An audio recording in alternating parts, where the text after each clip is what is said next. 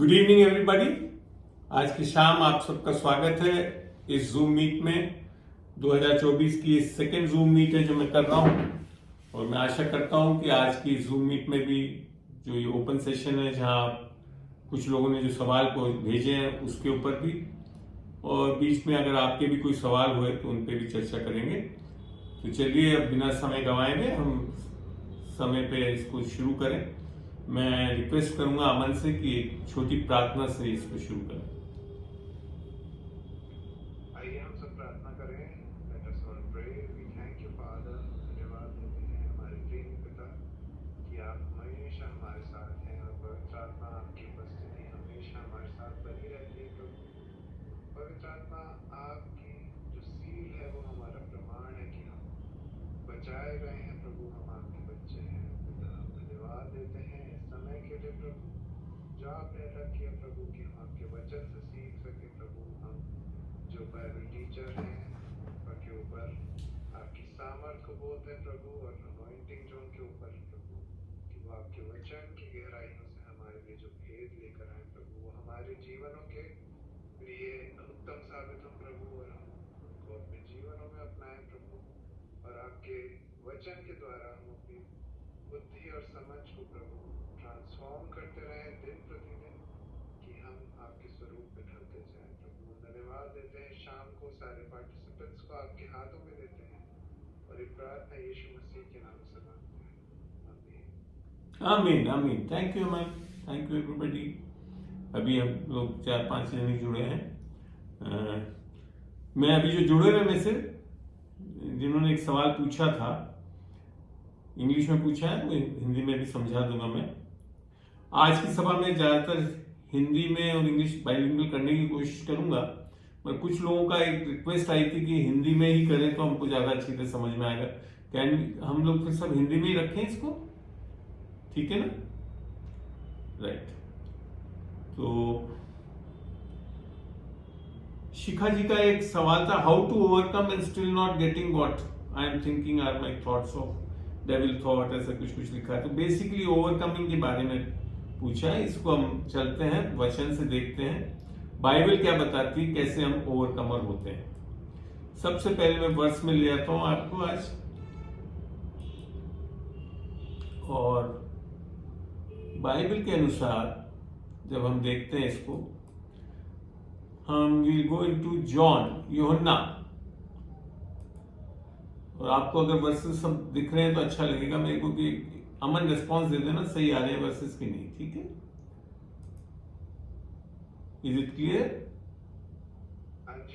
चलिए, तो यूहन्ना 16:33 में आपको मैं बता दूं कि यूहन्ना जो 14, 15, 16 जो है, वो परमेश्वर यीशु मसीह ने विशेषकर अपने चेले जो थे 12 चेलों के साथ, 12 तो नहीं, उसके बाद 12 चेलों के साथ समझाया था उनको। तो वो विषय है, तो एक तरह से हमारे लिए बहुत सार्थक है आज हमारे लिए, नए विश्वासियों के लिए। यहां लिखा है, मैंने ये बातें तुमसे, इसके लिए आप अगर इस चीज को पूर्ण रूप से समझना चाहते हैं जो आज मैं दिखा रहा हूं, तो आप इसको ध्यान दें कि इस 14, 15, 16 की सारी आयतों को पढ़ेंगे आज की शिक्षा के बाद, तो आपको बहुत अच्छा प्रकाशन मिलेगा इधर। तो यहां लिखता है यीशु मसीह, मैंने ये बातें तुमसे इसलिए कही हैं कि तुम्हें मुझ में शांति मिले। देखिए, शांति के विषय में यीशु मसीह 2 चीज बोलता है, एक तो उसकी स्वयं की शांति और एक जग में शांति। तो जग की शांति छिन सकती है, मगर यीशु मसीह की शांति क्योंकि उसकी आत्मा के कारण मिलती है हमें, और जब हम उद्धार पाते हैं वो हमारे अंदर है, तब वो है। तो यहां लिखा है, मैं तुम्हें मुझ में शांति मिले, अर्थात जब हम यीशु मसीह में बचा लिए जाते हैं, नया जन्म पा चुके हैं, तब हमारे को वो शांति उपलब्ध हो पाती है।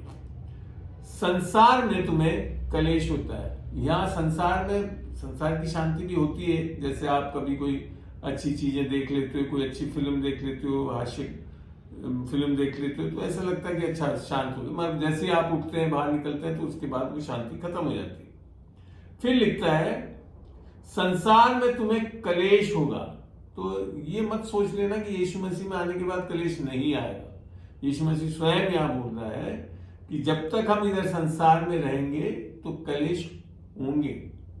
फिर क्या लिखा है, परंतु, अब बात बहुत बड़ी चीज बोली कि परंतु ढाढ़स बांधो। That means you have to become patience and समझें कि क्या हो रहा है। यहां पे जब इंग्लिश में पढ़ते तो यह लिखा है, in this world you shall have tribulation but be of good cheer. ढांढस बांधना मतलब है आनंदित रहना। क्यों आनंदित रह सकते हैं? क्योंकि हम में प्रभु की शांति है, हमारी शांति नहीं है, प्रभु का आनंद है हमारे में। इसके लिए हम शांत और आनंदित हो सकते हैं। क्यों? क्योंकि प्रभु ने हमारे लिए सब कुछ कर दिया, करेगा नहीं आज। आत्मिक जगत में 2000 साल पहले यीशु मसीह ने क्रूस पे जो कार्य किया उससे हमारे को क्या मिल गया? सब कुछ क्या मिल सकता है? चंगाई मिल सकती है, शांति मिल सकती है, उद्धार मिल सकता है, तरक्की मिल सकती है। हर प्रकार की जो जरूरत है हमारे को इस संसार में जीने के लिए, वो यीशु मसीह में सब कुछ पूरा कर चुका है। इसीलिए फिलिपियों में भी लिखा है, यीशु मसीह के द्वारा हम सब कुछ कर सकते हैं। फिर क्या लिखा है, परंतु ढाढ़स बांधो, मैंने संसार को जीत लिया है। तो ओवरकमिंग हमको नहीं करना है, ओवरकमिंग किसी ने कर दिया है हमारे लिए। पहली चीज तो ये समझे, somebody has already overcome for us the world, that is Jesus Christ, right? एक और वचन से देखते हैं हम इसको, जो कि आपको कई लोगों को, जैसे मैं जानता हूं विश्वासी लोग, कई बार जब परेशानियां आती हैं तो उस टाइम ऐसा हो जाता है मन की, पता नहीं अब कैसे होगा ये सब कुछ। इसको मैं ले आ रहा हूं पहला यूहन्ना 5 में। यहां पूरी चीजें से अच्छी तरह समझाया हुआ है। यहां कैसे लिख रखा है, जिसका ये विश्वास है कि यीशु ही मसीह है। क्या विश्वास? कि यीशु ही मसीह अर्थात अभिषेकित यीशु मसीह है, वह परमेश्वर से उत्पन्न हुआ है, अर्थात born again experience in your spirit. आपका नया जन्म जो आपकी आत्मा में होता है जब हम यीशु मसीह को अपना प्रभु और उद्धारकर्ता ग्रहण करते हैं, अंगीकार करते हैं और विश्वास करते हैं कि उसने हमारे पापों के लिए हमारा सारा दंड सह लिया और तीसरे दिन मुर्दों में से जी उठा, उसके कारण हमारा नया जन्म होता है। तो सुसमाचार पे विश्वास और अंगीकार करने से।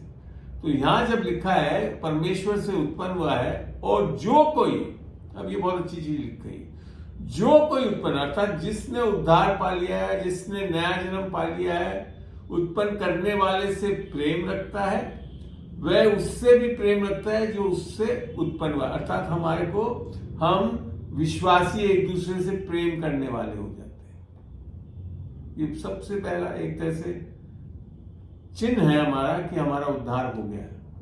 हमें फिर आगे लिखा है,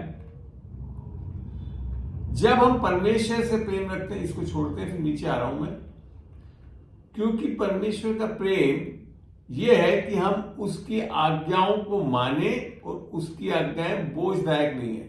यहां पे जो आज्ञाओं का विषय है, ये वो 10 नियमों से संबंधित नहीं है। यहां जो आज्ञा बोला है वो है 2 आज्ञाएं हैं हमारे आज नए नियम में आकर। एक तो कि यीशु मसीह के द्वारा हम उद्धार पाए, ठीक है ना, ये यही लिखा हुआ भी है, अभी दिखाऊंगा भी आपको पहला यूहन्ना 3 में। और दूसरा कि हम एक दूसरे से, विश्वासियों से कैसे प्रेम करें, जैसे यीशु मसीह ने हमसे प्रेम किया। क्यों? क्योंकि रोमियो 5:5 के अनुसार अब परमेश्वर का प्रेम हमारे हृदय में उंडेल दिया गया है, ठीक है ना, रोमियो 5:5 के अनुसार। तो अब हमारे पास परमेश्वर का प्रेम है, तो हमको परमेश्वर के प्रेम से लोगों को प्रेम करना है, अपने प्रेम से भी नहीं करवा रहा है नए नियम में आकर परमेश्वर। पुराने नियम में तो love your neighbour as yourself, अपने प्रेम से प्रेम करना था। अब जब आती है कि ओवरकम की बात, तो यहां ध्यान से पढ़िए, क्योंकि जो कुछ परमेश्वर से उत्पन्न हुआ है, ठीक है ना, क्या लिख रखा है, दैट मीन द कंडीशन क्या है, खाली कि हमारा नया जन्म होना आत्मा में। तो जो कुछ परमेश्वर से उत्पन्न हुआ है वह संसार पर जय प्राप्त करता है। क्या प्राप्त करता है? जय प्राप्त करता है। अब हमारे को इस वचन के अनुसार हमारे मन को बदलना है कि हम ऑलरेडी विजयी हो चुके हैं। मगर हम क्या देखते हैं कि जैसे दिखता है उसके अनुसार मानते हैं, जबकि बाइबल बताती है जब तुम हमारे मेरे वचन पे विश्वास करोगे, यीशु मसीह ने यही तो बोला, अगर तू कुछ कर सकता है तो विश्वास कर, तो विश्वास करने वाले के लिए सब कुछ संभव है। मरकुस 9:23-24 में पढ़ोगे, वहां लिख रखा है। तो यहां यही चीज बात सामने आ रही है कि वह संसार पे जय प्राप्त करता है। और फिर कैसे? और वह विजय जिससे संसार पर जय प्राप्त होती है हमारा विश्वास है। हमारा विश्वास जो यहाँ पे बात कर रहा है परमेश्वर, ये that is not your self faith, ये जो परमेश्वर का विश्वास हमको दान में मिला है, ये ध्यान रखिएगा। हम विजयी कैसे होते हैं? परमेश्वर के विश्वास। नया जन्म पाने के बाद हमारे को एक विश्वास दान में मिला है जो कि यीशु मसीह स्वयं का विश्वास है, जो हमारे विश्वास का जानने और सिद्ध करने वाला। ये है 12:1-2 में जब पढ़ोगे, इब्रानियों 12:1-2 में वहां ये लिखा हुआ है। तो उस विश्वास से हम क्या हो जाते हैं? ये जयवंत हो जाते हैं। बाइबल भी बार बार ये जो विश्वास करने वाले के लिए सब कुछ संभव है। 4 बार बाइबल में लिख रखा है, धर्मी जन विश्वास से जिएंगे, कर्मों से नहीं जिएंगे, अपन जो कुछ कर रहे हैं उससे नहीं जिएंगे, विश्वास से जिएंगे। मतलब कि जो कुछ परमेश्वर यीशु मसीह के द्वारा कर चुका है उसको मानते हुए, उस पर विश्वास करते हुए जब हम चलेंगे, तब हमारे जीवनों में उसको अंगीकार करेंगे, तब वो होने लगेगा। तो ये है हमारा जयवंत होने का तरीका। आगे भी क्या लिख रखा है? फिर और वापस लिखा है, संसार पर जय पाने वाला कौन है? ये नहीं लिख रखा है कि बहुत लंबी लंबी प्रार्थनाएं करता है, बहुत। हाँ, ये केवल शब्द क्या लिखा है? केवल वह जिसका विश्वास है कि यीशु परमेश्वर का पुत्र है। तो हमारा कहां पे विश्वास होना है? हम पर विश्वास नहीं होना, अपने बुद्धि पे, अपनी समझ पे, अपने ध्येय पे, अपने कार्यों पे, अपनी प्रार्थनाओं पे विश्वास नहीं होना है। हमको विश्वास की प्रार्थना करनी है, अर्थात यीशु मसीह पर जब हम विश्वास करते हैं, उसके पुत्र पर, तो हम संसार पर जय पाएंगे। मैं आपको बताऊं, ये एक वर्ष लोगों के लिए जयवंत होने के लिए बहुत कुछ है।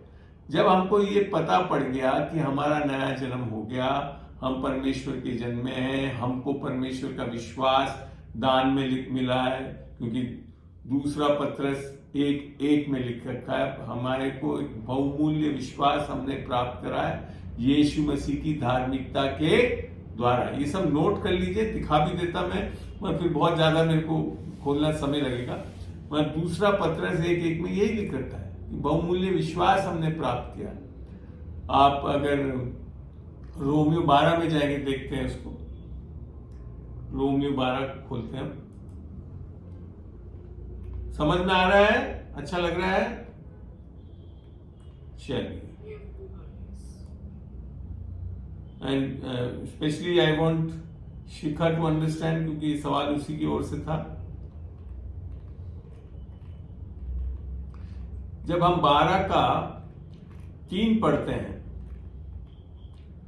रोमियो 12:3 खोला मैंने, क्योंकि मैं उस अनुग्रह के कारण जो मुझको मिला है तुम में से हर एक से कहता हूं कि जैसा समझना चाहिए उससे बढ़कर कोई भी अपने आप को ना समझे, पर जैसा परमेश्वर ने हर एक को परिमाण के अनुसार बांट दिया है वैसे ही बुद्धि के साथ अपने को समझे। इंग्लिश में बड़ा अच्छा लगेगा, एक बार मैं पढ़ के दिखा देता हूं, या King James version. For I say, क्या लिखा? For I say through the grace given unto me to every man that is among you not to think of himself more highly than ought to think, but to think soberly, according as God had dealt to every man the measure of faith. सबको बराबर का विश्वास परमेश्वर ने दिया है हमें। तो ये चीज समझना बहुत जरूरी है, ठीक है। तो नाउ यू गॉट इट। तो ओवरकमर हम कैसे होते हैं? पहली बात तो हमारा नया जन्म होना है। नया जन्म होने के कारण हमको क्या क्या मिल रहा है? विश्वास मिल रहा है, हमारे को परमेश्वर का दान में मिल रहा है विश्वास, वो भी यीशु मसीह का विश्वास, वो दाई का दाने का विश्वास हमारे को ओवरकमर बना दे चुका है एक्चुअली में, अगर आपने नया जन्म पाया तो, ठीक है ना। मगर हम क्या हो जाते हैं, हम कहीं ना कहीं वापिस जाते हैं अपने विश्वास से विश्वास करने पे। आपके विश्वास से परमेश्वर पे विश्वास नहीं किया जाता है। परमेश्वर का विश्वास जो दान में मिला है वो पाने से हमको मिलता है। इसका जब आप समझना चाहते हो तो एक चीज और, एक जगह में वर्ष दिखाता हूं, जब आपको समझ में अच्छी तरह आएगा। हम धीरे धीरे ही चलेंगे ताकि अच्छी तरह समझ सके, वचनों को देख सके। मैं आपको दिखा रहा हूं ये चीज, कहां पे होगा वो, रोमियो 1 में जाकर 16, 17, 18 पढ़ेंगे हम। रोमियो 1 का 16, 17, 18 पढ़ेंगे। यहां लिख रखा है,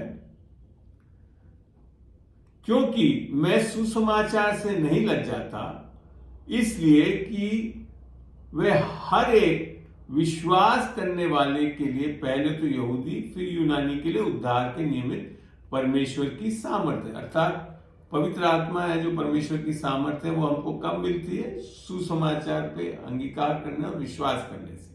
फिर लिखा है इसके आगे, क्योंकि उसमें अर्थात सुसमाचार में परमेश्वर की धार्मिकता विश्वास से और विश्वास के लिए प्रकट होती है। अर्थात परमेश्वर का विश्वास हमारे अंदर विश्वास के लिए प्रकट होती है। हम कमा नहीं सकते, दान में मिलती है हमें। समझ रहे हैं आप इधर पे? तो ये विश्वास जब हमको मिलता है तब जाकर हम ओवरकमर बनते हैं, अर्थात जयवंत बनते हैं। और ये क्योंकि हम, अगर हमने नया जन्म पा लिया है तो ये हमारे अंदर है। अब इसको इस्तेमाल करना हमको है, वो अंगीकार करने से, वो इस पे हमेशा इस पे विश्वास करने की। यीशु हो क्या रहा है विश्वासियों में जो है ना कहीं जो चूक होती है वो ये है कि हम उद्धार के लिए तो मानते हैं कि यीशु मसीह के अनुग्रह और विश्वास से हमारा उद्धार हुआ है, ठीक है ना, जो कि इफिसियों में है। इफिसियों 2:8 में देखते हैं, इफिसियों 2:8 यहां लिख रखा है, क्योंकि विश्वास के द्वारा अनुग्रह ही से तुम्हारा उद्धार हुआ है। दो चीज से, विश्वास के द्वारा अनुग्रह ही, ये दो के अलावा और किसी से नहीं हो रहा, से तुम्हारा उद्धार हुआ है। फिर आगे इसको बताया है, और ये तुम्हारी ओर से नहीं है, अर्थात ये अनुग्रह और विश्वास भी कहां से मिल रहा है? सुसमाचार से। आमीन। फिर क्या लिख रखा है?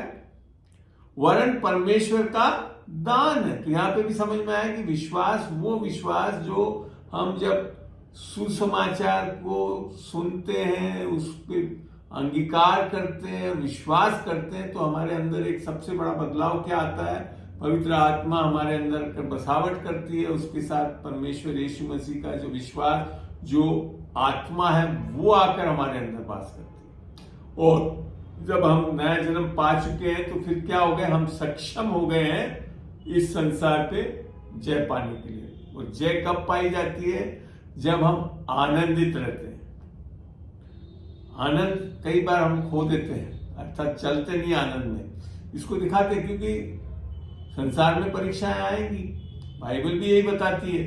बाइबल ये नहीं बताती कि विश्वासी के ऊपर परीक्षा नहीं आएगी, बल्कि जब बाइबल से पढ़ के देखेंगे तो आपको समझ में आएगा कि विश्वास, झूठ नहीं, जेम्स याकूब 1 खोला है मैंने, इधर पढ़ के देखते हैं। याकूब 1:1, परमेश्वर के और प्रभु यीशु मसीह के दास याकूब की ओर से सब उन 12 गोत्रों को जो तितर बितर होकर रहते हैं नमस्कार पहुंचे।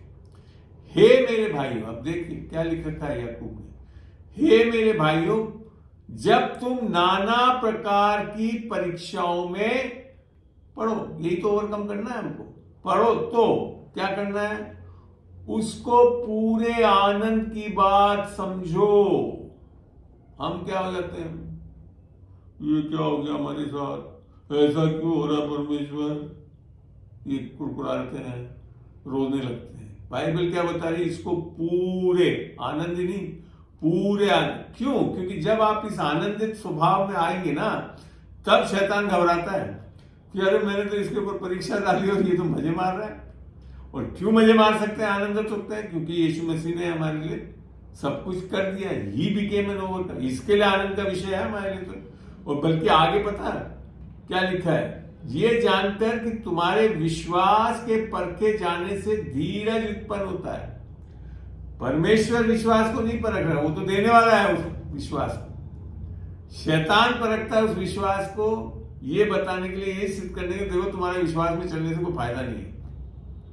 मगर क्या, जब परखता है तो हमारे को क्या आता है, धीरज। मैंने बताया ना आपको, हमारे अंदर धीरज। जब तक धीरज नहीं रहेगा तो आनंदित भी नहीं रहोगे आप। धीरज क्यों आ सकता है? क्योंकि that is a fruit of the spirit. परमेश्वर की आत्मा का दान हमारे अंदर है जब हमने नया जन्म पाया। गलतियों 5 में जब पढ़ोगे आप फलों के बारे में, वहां लिख रखा है। तो धीरज उत्पन्न होता है। फिर क्या देखो, फायदा देखो, जब आनंदित होते हो और उसके बाद धीरज बने रहते हो, तो धीरज को अपना पूरा काम करने दो। मैंने कुछ समय जरूर लगेगा, कुछ काम होगा तो उसके लिए कुछ समय तो लगेगा ना। हम क्या है, बस दूसरे मिनट ही या तो बौखला जाते हैं, उखड़ जाते हैं, डरने लगते हैं, परमेश्वर तू है नहीं है, छोड़ दिया, ऐसे सब बोलने लगते हैं। ये नहीं बोलना है हमको, परमेश्वर कभी नहीं छोड़ेगा, कभी नहीं त्यागेगा, ये दे रखा है नए नियम में आकर। यही तो फायदा है अनुग्रह की भाषा में। फिर क्या लिखा कि पर धीरज को अपना पूरा काम करने दो कि तुम पूरे और सिद्ध हो जाओगे। अब यही तो चाह रहे हैं हम कि आगे से हम ऐसी परीक्षाएं जब आए, जब सिद्ध होकर चले। तो यही तो कर रहा है वो, परीक्षाओं का भी फायदा दिलवा रहा है आपको। क्योंकि परमेश्वर का वचन रोमियो में बताता ना कि परमेश्वर सब बातों को मिलकर आपकी भलाई उत्पन्न करने के लिए इस्तेमाल करता है। शैतान जब आपको अटैक भी करेगा तो परमेश्वर उसको क्या कर देगा, भलाई उत्पन्न करने। कैसे? आपको आनंदित रख के, धीरज में रख के, तो क्या हो जाएगा, सिद्ध हो जाओ और तुम में किसी बात की घटी ना रहे। ये प्रॉमिस है। और हम परीक्षाओं से डरने लगते हैं। हम जब हमारे ऊपर कुछ ऐसी ट्रिबुलेशंस आती है तो हम डरने लगते हैं। नहीं, आनंदित होइए। यीशु मसीह ने यही तो बोला, इस संसार में तो कलेश आएगा, मगर कलेश से डरना नहीं है, आनंदित रहो कि मैंने इस संसार पे विजय पा ली है। और अगर उसने विजय पा ली है तो आप भी विजयी हैं। इसको आपको समझने के लिए एक सिद्धांत को समझिए जो बाइबल में से है, पुराने नियम में उसी के अनुसार होता था। आपको पता है, पुरानी, खाली समझा रहा हूं, वर्सेस को मैं अभी निकालूंगा नहीं, बहुत वर्सेस दिखाने पड़ेंगे।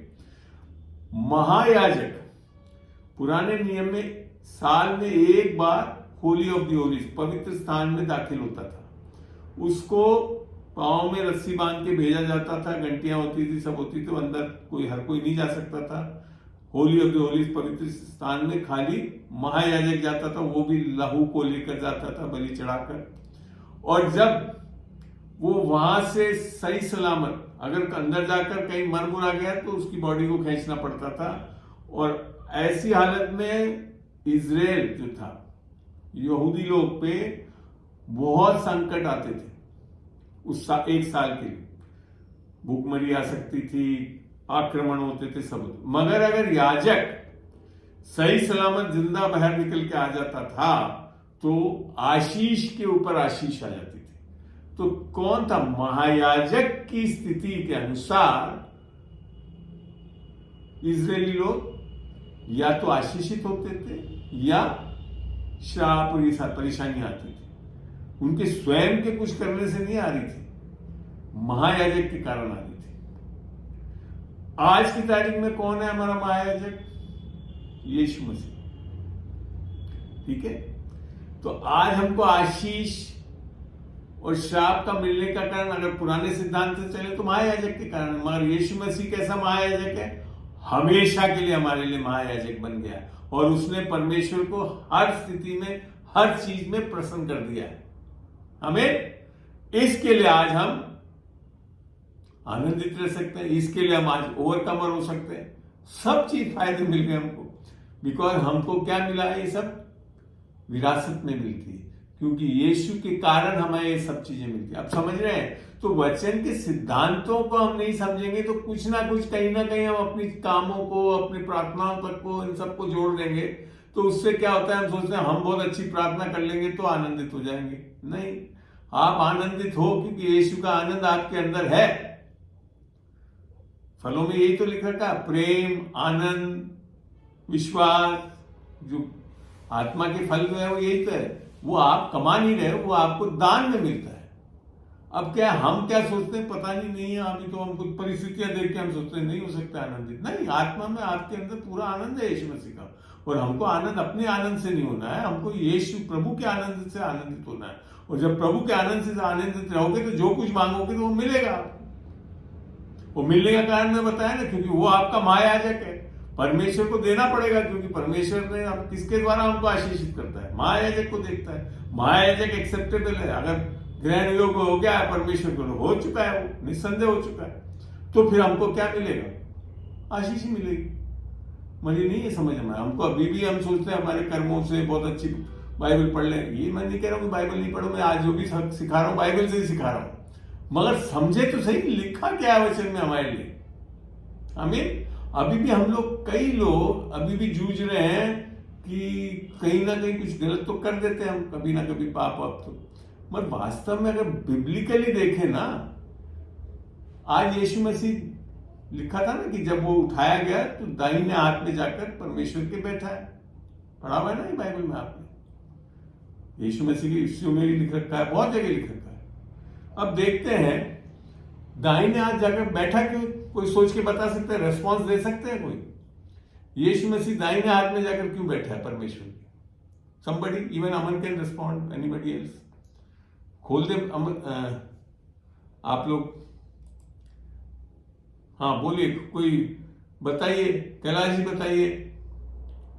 अनम्यूट कर दिया मैंने आपको, आप खोल लीजिए माइक को, बताइए। शिखा जी बताइए।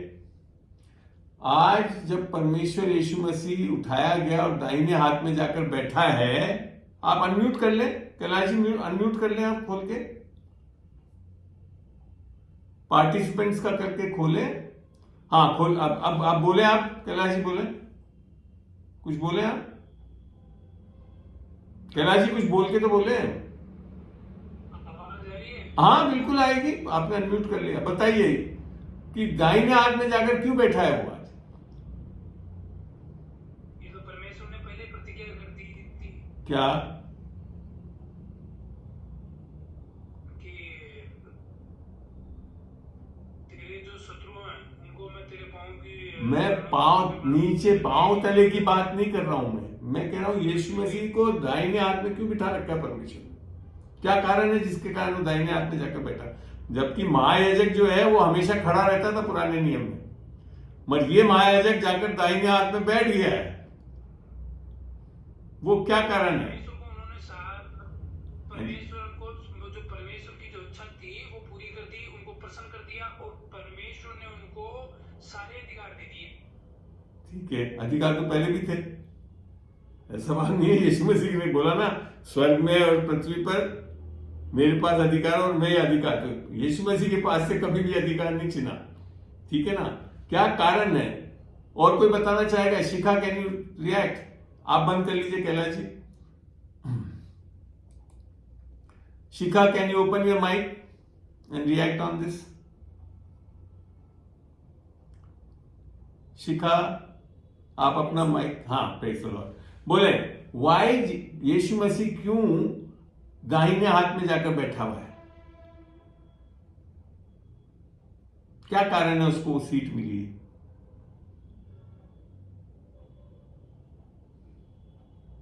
He fulfilled the will of the Father. What was the will of the Father? To save the. Beautiful, बहुत सही रेवलेशन है। अब इसको हम वचन से भी देखते हैं। चलिए देखें, चलते हैं। मैं वापस बाइबल शेयर करता हूं। बहुत अच्छा बोला आपने भी सही बोला कैलाश जी, मगर बाइबल में जो वचन लिख रखा है क्यों जाकर बैठा, देखते हैं उसको भी। इब्रानियों को खोलते हैं हम, हीब्रूज चैप्टर 1 और मोस्ट प्रॉब्ली 3 में होगा वो।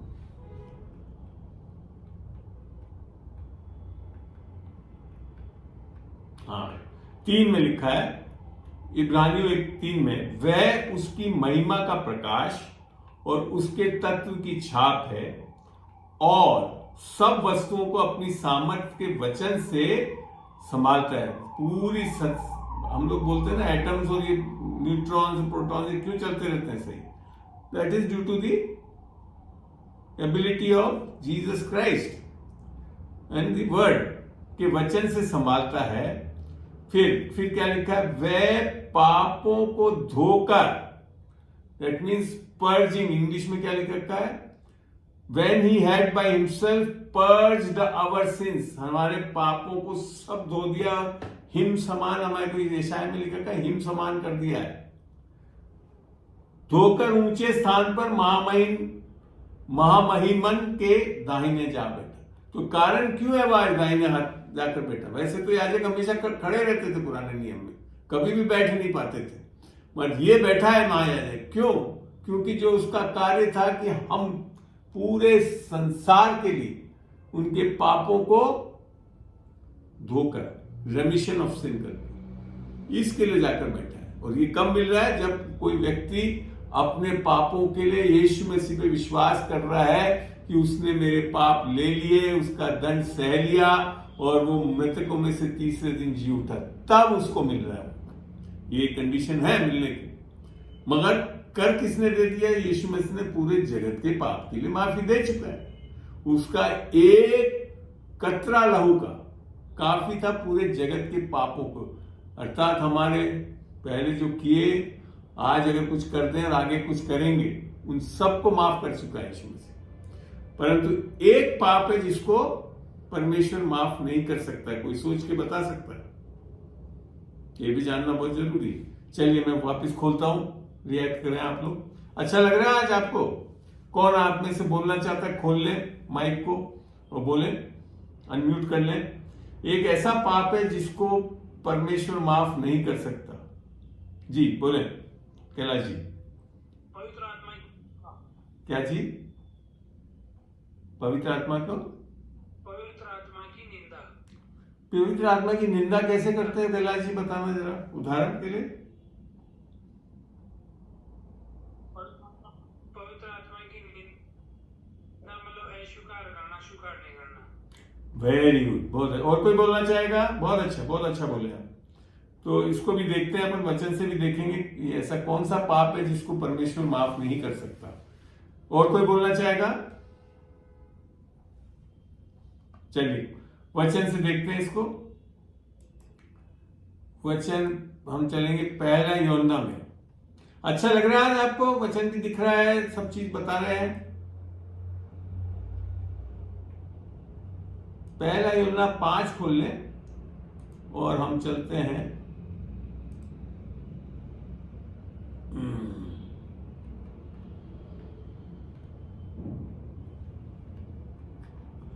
एक तो ऊपर से पढ़ रहा हूं मैं,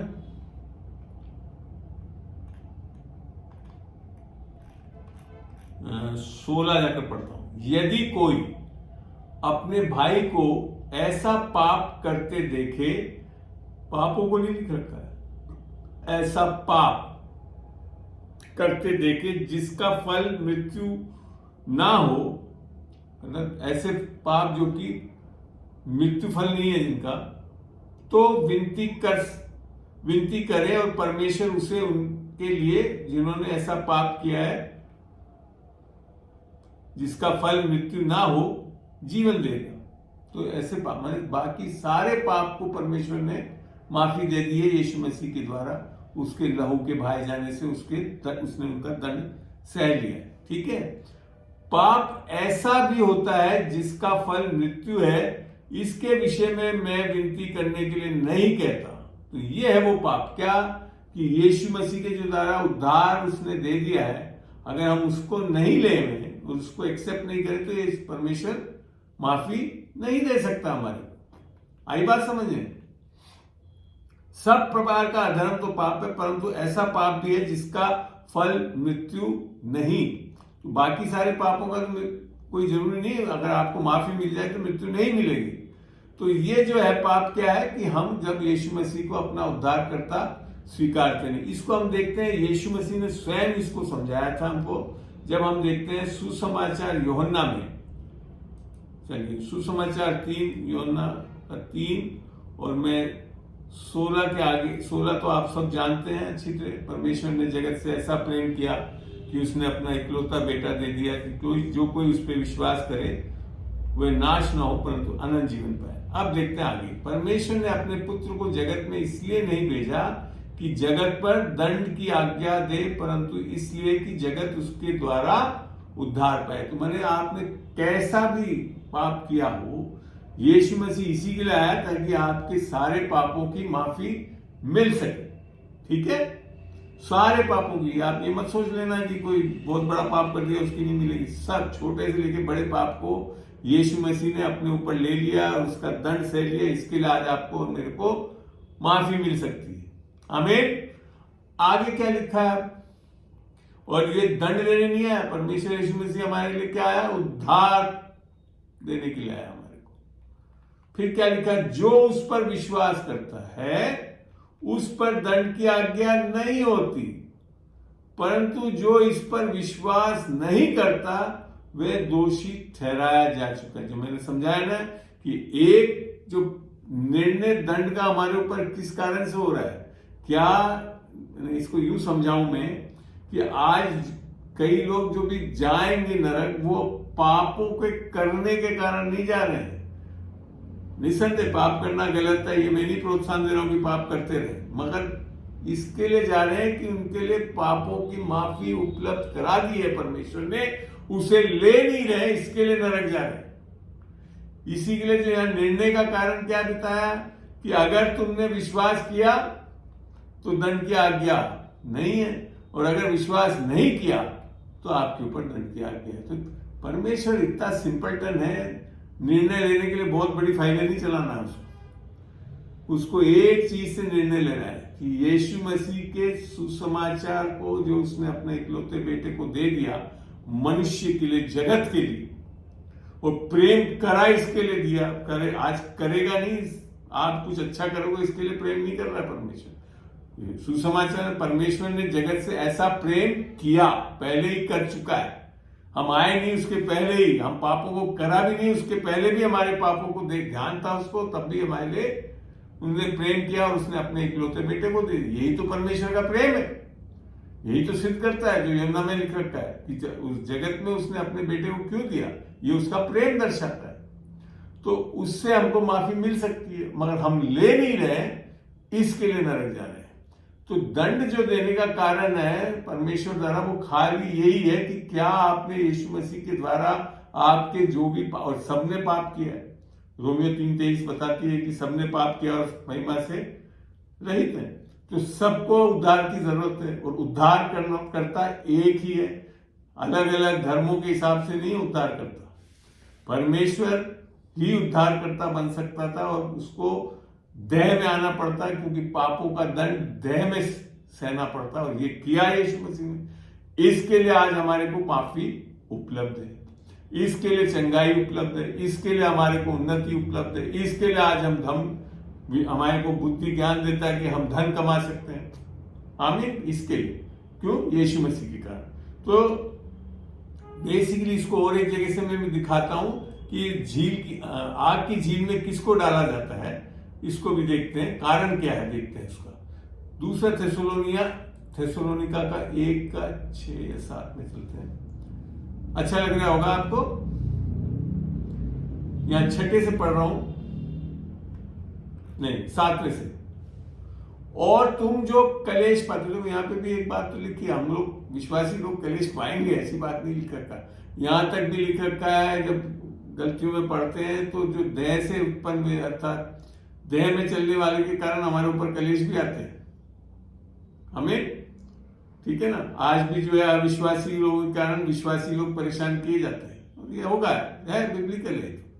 और तुम जो कलेश पाते हो हमारे साथ चैन दे, उस समय जबकि प्रभु यीशु अपने सामर्थी स्वर्गदूतों के साथ धधकती हुई आग में स्वर्ग से प्रकट हुआ। ये इसकी सेकेंड कमिंग है। देखो, एक तो यीशु मसीह पहली बार आया, कहां पे जन्मा? हमारे उद्धार और पापों की माफी इसके कारण जन्म आया हमें इस जगत में। दूसरी बार जो आ रहा है वो रैप्चर के टाइम में नीचे नहीं आ रहा, जमीन पे नहीं आ रहा, वो बादलों में आकर कलीसिया को ले जा रहा है। मगर जो सेकेंड कमिंग जो बोलते हैं, दूसरा आगमन यीशु मसीह का, वो कब है? वो आएगा रैप्चर के 7 साल बाद, और वो विशेषकर आ रहा है इजरायलियों के लिए। हम कलीसिया उस टाइम नहीं है हमारे यहाँ, हम लोग तो उससे पहले परमेश्वर यीशु मसीह उठा लेगा और अनुग्रह एक तरह से हमारे लोगों के साथ काफी कुछ खत्म सा हो जाएगा।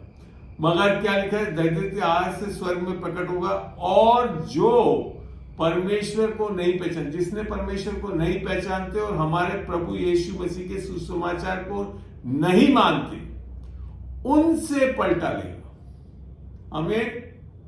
हम सबसे नहीं लेगा जिन्होंने विश्वास कर लिया। किससे पलटा ले रहा है? कर्मों के आधार पे पलटा नहीं ले रहा है, एक निर्णय के आधार पे ले रहा है कि क्या हमने यीशु मसीह के द्वारा जो परमेश्वर ने माफी हमारे को उपलब्ध कराई है, उस सुसमाचार को अंगीकार करके, ग्रहण करके माफी ली कि नहीं ली। वो जाएंगे काम, वे प्रभु के सामने से और उसकी शक्ति से तेज से दूर होकर अनंत विनाश का दंड पाएंगे। आमीन। आपको आज खुशी नहीं हो रही? कितना प्यारा सुसमाचार है ये वचन कि हम आज दंड के पात्र नहीं होंगे। क्यों? क्योंकि सबसे पहले ये पाप को हटाया किसने, धोया किसने? जो अभी हमने इब्रानियों में पढ़ा, उसके कारण आज महायाजक जाकर दाहिने हाथ में बैठा है, खड़ा भी नहीं हो रहा, करना नहीं है उसको, कर चुका। इब्रानियों में बहुत जगह वचन है कि वो एक बार में ही सारे पापों की माफी दे चुका है। इब्रानियों 10 को, 9 को, 8 को पढ़ोगे, 8 में तो लिखा है जो नई वाचा है, जो अनुग्रह की वाचा है, उसका कंडीशन क्या है कि परमेश्वर हमारे पापों को याद नहीं रखता है। हमें क्योंकि सबको माफ कर चुका है। अभी तक संसार को समझ में नहीं आता है, अभी भी सोच रहा है कि हम तो भी अंगीकार करेंगे, फलाना करेंगे तब माफी मिलेगा। नहीं, अगर आपने यीशु मसीह को प्रभु जान के मुख से अंगीकार करा, माना है कि मैं विश्वासी हूं, मेरे को उसकी उद्धारकर्ता की आवश्यकता है, और मान लिया है कि वो तीसरे दिन जी उठा है, तो हम उद्धार पा चुके हैं, नया जन्म पा चुके हैं। अब हम पापी नहीं है, हम क्या है? धर्मी है। पापी हम किसके कारण बने? पहले आदम के अनाज्ञाकारिता के कारण, जो कि रोमियो 5:19 बताती है। और धर्मी हम कैसे बनते हैं? दूसरा आदम अर्थात यीशु मसीह की आज्ञाकारिता के कारण। तो हमारे कर्मों के आधार पे तो हम ना तो पापी बन रहे हैं ना धर्मी बन रहे हैं। तो इसके लिए हमको समझना है, हमारा जो सारा धर्म और ये संसार जो है वो सारा कर्म आधारित है। क्या कर रहे हो? जबकि परमेश्वर कह रहा है विश्वास करने वालों। और जो व्यवस्था आज दी है परमेश्वर ने, वो किसकी व्यवस्था दी है? कर्मों की व्यवस्था नहीं दी। देखते हैं इसको भी, रोमियो, और उसको समझाता भी हूं आपको। रोमियो 3 में चल रहा हूं मैं।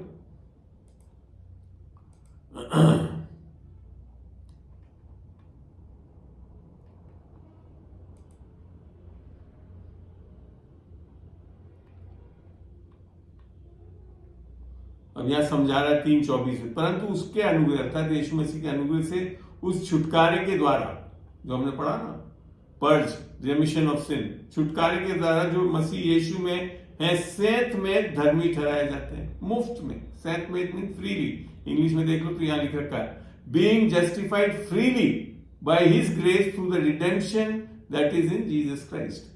तो यहां समझ में अब क्या लिख रखा है?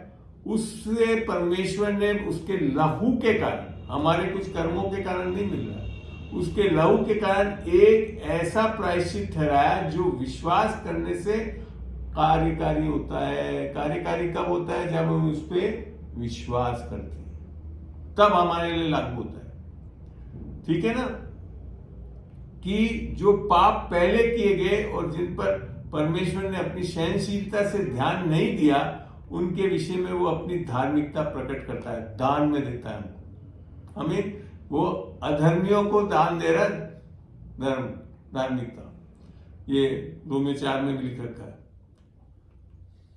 फिर लिखा का वरन इसी समय उसकी धार्मिकता प्रकट हो कि जिससे वे आप ही धर्मी ठहरे और जो यीशु पर विश्वास करे उसका भी धर्मी ठहराने वाला हो। हमको धर्मी बनना नहीं, हमको धर्मी ठहरना और बनने में बहुत फर्क है। बनने में तो हमको कुछ करना पड़ जाएगा, ठहरने में हमको खाली विश्वास करना है, तब हम धर्मी परमेश्वर के साथ। इसीलिए बोला ना कि पहले मनुष्य की अनाज्ञा, आदम के पहले मनुष्य की अनाज्ञाकारिता के कारण हम पापी ठहरे, 5:19 बता रहा हूं मैं। और एक मनुष्य की आज्ञाकारिता अर्थात यीशु मसीह जो दूसरा आदम कहलाता है बाइबल में, उसकी आज्ञाकारिता के कारण हम धर्मी ठहरे। तो घमंड करना कहाँ रहा, उसकी तो जगह ही नहीं। कौन सी व्यवस्था के कारण से? क्या कर्मों की व्यवस्था? 10 नियम पूरे कर्मों की व्यवस्था है, ठीक है ना, ये उसी से संबंधित है। नहीं, वरन विश्वास की व्यवस्था के कारण। अब देखो, कोई भी राज्य बिना व्यवस्था के नहीं चल सकता।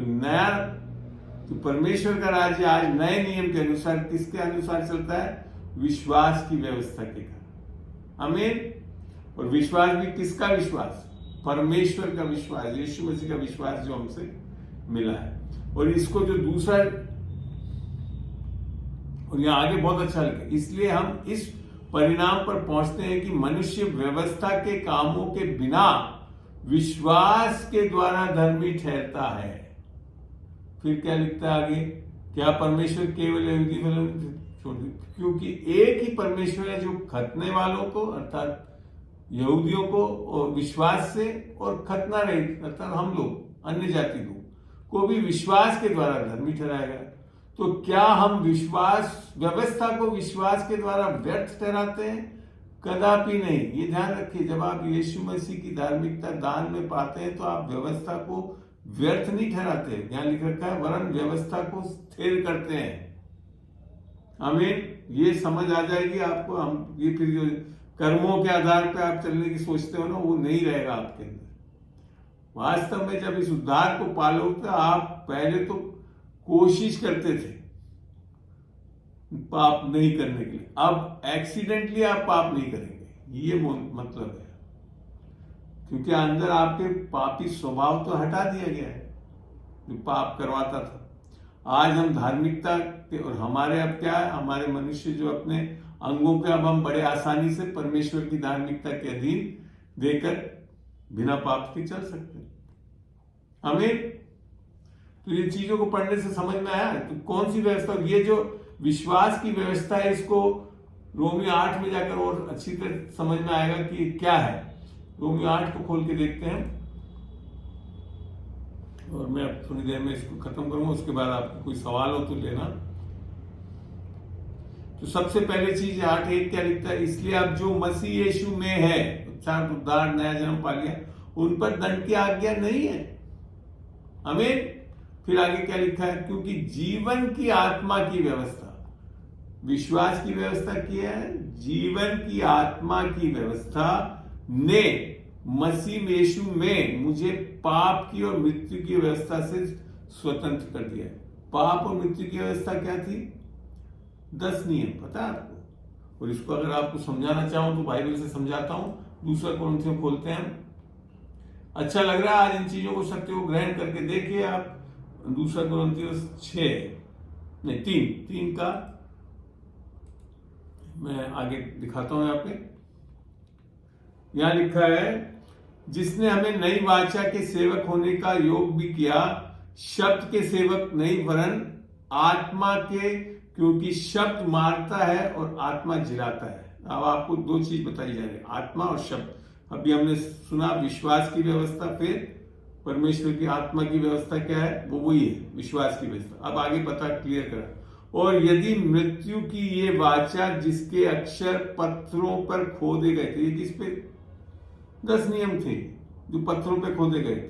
तो क्या वाचा थी वो? मृत्यु की ये वाचा जिसके अक्षर पत्थरों पर, वाचा क्या थी? मृत्यु की थी, जीवन देने की वाचा नहीं है। 10 नियम पर खोदे गए थे, यहां तक तेजम, फिर भी बोलता तेजम में थी वो। मूसा जब उसको लेकर निकला तो तेज से भरा रहता, मगर वो घटती थी। मगर फिर आगे लिखा क्या है, यहाँ लिखा है कि मूसा के मुंह पर के तेज के कारण जो घटता भी जाता था, इजरायली उसके मुंह पर दृष्टि नहीं कर सकते थे। तो आत्मा की वाचा, आगे व्यवस्था किसकी? आत्मा की वाचा की व्यवस्था और भी तेजमय क्यों नहीं होगी, क्योंकि जब दोषी ठहराने वाली, कौन सी है ये? 10 नियम है दोषी ठहराने वाली। तो हमने अभी पढ़ा मृत्यु और दोष लगाने वाली कौन सी वाचा है? वो 10 नियम में ठहराने वाली वाचा तेजमय थी, तो धर्मी ठहराने वाली वाचा और भी तेजमय क्यों नहीं होगी? तो जो व्यवस्था अमूमन जो नए नियम में आकर बार बार पौलुस लेता है, वो बेसिकली 10 नियमों के बारे में ही बता रहा है। वैसे तो पुराने नियम में 600 से भी ज्यादा व्यवस्थाएं दी गई थी इजरायलियों के लिए, वो हम सबके लिए नहीं थी, वो इजरायलियों के लिए दी गई थी। पर ये जो 10 नियम है आज भी लागू होते हैं। कैसे? कि इसके कारण हमको पता पड़ता है कि पाप क्या है, इस चीजों के लिए लागू है, इससे धर्मी नहीं ठहर सकते। तो ये चीजों को समझ लेंगे हम, तो हमको पता पड़ेगा कि आज जब हम नए नियम में आकर जो परमेश्वर के राज्य में चलते हैं, वो किसके आधार पे चलते हैं?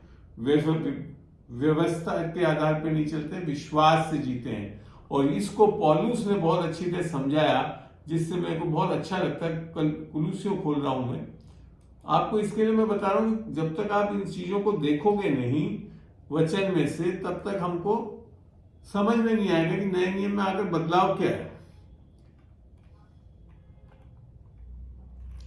2:6 कुलूसियों 2:6 में क्या लिखा है? इसलिए जैसा तुमने मसीह यीशु को प्रभु करके ग्रहण कर लिया है। उद्धार कैसे पाया? इफिसियों 2:8 में अनुग्रह और विश्वास से तुम्हारा उद्धार हुआ है। रोमियो 10:9 यदि तुम यीशु को प्रभु जान के मुख से अंगीकार करोगे और मन में विश्वास करोगे कि वो तीसरे दिन जी उठा, अर्थात वो हमारे पापों के लिए मारा गया, गाड़ा गया और तीसरे दिन जी उठा, तो वो निश्चय उद्धार पाओगे। तो वो चीज बताया। तो पहले क्या करना है हमको, उसको करते हैं। वैसे ही अब बदलना नहीं है अपने चीजों का, मैं अब कुछ करूंगा करने से, वैसे ही उसी में चलते रहो। तो हमारे को हमेशा किसके आधार पे चलना है? परमेश्वर के विश्वास से, ये विश्वास करते हुए कि यीशु ने सब कुछ हमारे लिए कर दिया, तब जाकर हम ओवरकमर, जयवंत होते हैं। रोमियो में यहां तक बोल दिया कि we are more than conquerors in Christ, हम यीशु मसीह में जयवंत से भी बढ़कर जयवंत हैं। क्यों? क्योंकि उसके अनुग्रह के कारण। तो मैं यहाँ पे आज इसको रोकता हूं, समाप्त करता हूं। आशा करता हूं 1 घंटे के करीब हमने आज चर्चा करी है, तो आप लोगों ने सीखा होगा।